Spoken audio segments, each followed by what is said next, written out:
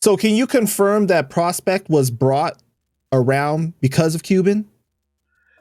Prospect was always, don't get it twisted, Prospect was always in the block. Everybody knew Prospect. Prospect already knew all of us. It wasn't like he just came up out of nowhere. You know what I'm saying? Prospect was an artist himself. He was doing his thing. Another good lyricist, you know what I'm saying? Another good kid with some fucking bars. He was like GQ, you know what I'm saying? They was different style, real good style. And he was recruited when I left into Full of Clips, like the Full of Clip part. You know what I mean? Really? Yeah, because when I left, he was recruited into that. And then recruited into the Terror Squad thing because they bring him in. I think it was Pun and Cuban that bring him in because the dude's nice. You know what I'm saying? You don't want to have a fucking project and continue a project and then not have a unit of fucking people that are fire. So Prospect was just that kid that filled the puzzle. You know what I'm saying? Because he was talented. He was fire. The kid could spit. And he just made that shit, you know what it was. I just think that that whole camp could have exploded with the right guidance. You understand? Absolutely. With the That's right what guidance. I always say, though. I always say that it's a shame for the fans because we never got to see the full potential of what that could have become. And I think that if Pun would have been alive, Joe, I don't think Joe would have been in the picture at all. If Pun was still alive today, I don't think Pun would have been in the picture. I mean, not Pun. You mean Joe? I don't think Joe would have been in the picture. And I think that it would have been a whole different outcome. Remember, Armageddon, that's Joe's guy. Right. Joe, Armageddon is from our block, from Forest, from our area. You know what I'm saying? He's that. So he would have stuck with Joe for sure. But you know, he would have stuck with he's Joe's guy. But at the same time, too, Armageddon is a good guy, too. Get it twisted. He's a good guy. That from what I know of, you know what I mean? Whatever happened after that or whatever's going on, I don't know none of that shit. I know from what I know from him in the block, humble dude, good dude, very talented guy as well. So I think that it was a great idea when Prospect came in it because the kid was talented. So you got these artists, right? You got these 5 artists that are fucking very talented, right? I just think that they were managed wrong. They were taken advantage of, right? They were being robbed, real talk. And if it wasn't for that clique, I'm just being honest, I don't think Joe would have been in the music level that he is today. Not the musical legend or whatever it is that he is today. Because what exploded Joe's career, which I would always say to never take it from Joe. Joe was on some business shit. And the best thing that Joe ever did was put on Pun. Because if he didn't put on Pun, Joe would have not been in the level that he is in music today. Period. You feel what I'm saying? No, because his rhyme style changed completely. Pun saved his career.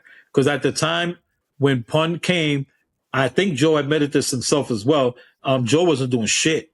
Joe wasn't moving. Nothing was going for him on music. Like, really. And when Pun... But you know, I was listening to Twins today, right? And you can even tell by the rhyme cadence when Joe is doing it. Like, you could tell that Pun wrote Yeah, but it. everybody knows the truth about that. Everybody knows that Pun, even Armageddon's wrote shit for him. You know what I'm saying? Yeah. Charlie Rock told me that too. Yeah. And everything like that, right? But I'm just saying, like, out of what my opinion, I just think that when I left and they bring in Prospect and everything like that, I just think that the guidance for the crew for that clique was done wrong. Absolutely wrong. It was being run by I think unexperienced people in the business. They just was experienced on probably a percentage of what to get a percentage of money. And that's it. As in experience at looking at the future and looking at the big picture. And, this is what we could really do. I think that was absent.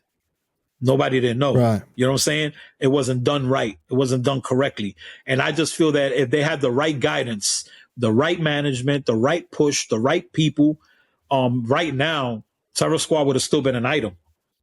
Maybe not, maybe not as a group today, but bigger in a name wise as what they are today. And as a group, a rap group, not the record label. You understand what I'm saying? It's a big difference. People got to understand that.